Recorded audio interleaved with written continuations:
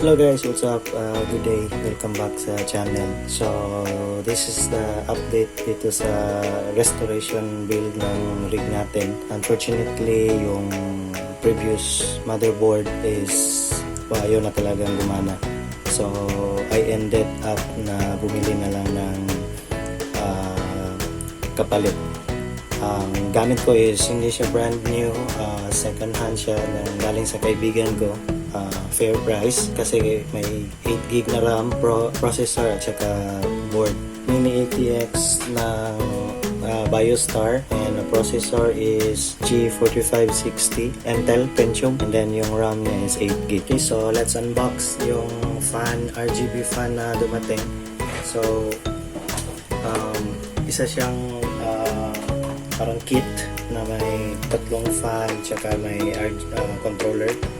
So the brand is bumili lang ako ng pinakamura. So ito yung napili ko at nakita ko, yung Enflame Ice Tower. So sa kanting unboxing, sa box nito may tatlong fan with screws, tatlong set ng screw, and then itong para controller niya, fan and LED controller, itong wire, and then itong remote. So may remote siya, and then itong isang fan is nagdagdag na lang ako kasi apat yung fan na need ko doon sa casing para uniform naman sila. So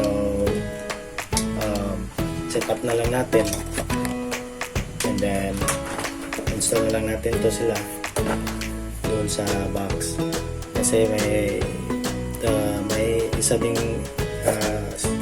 situation na nangyari dito sa build na to is akala ko sira yung video card during the time na ginamit ko yung previous board. Akala ko sira yung 5650 na MSI, so umorder ako ng mura din na video card. Used lang siya.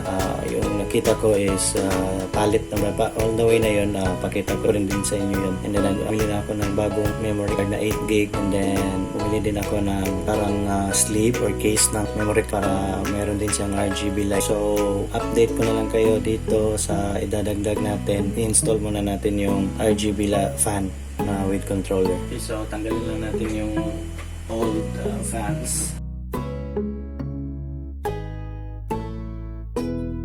Okay, then sa likod naman tayo.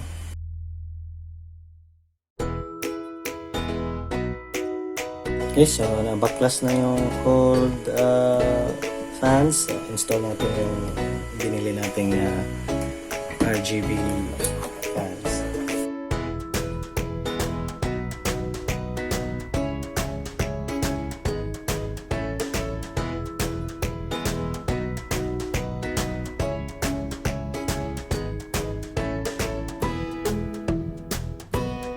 Alright, so nakabit ko na yung mga fans, and so linisin ko lang yung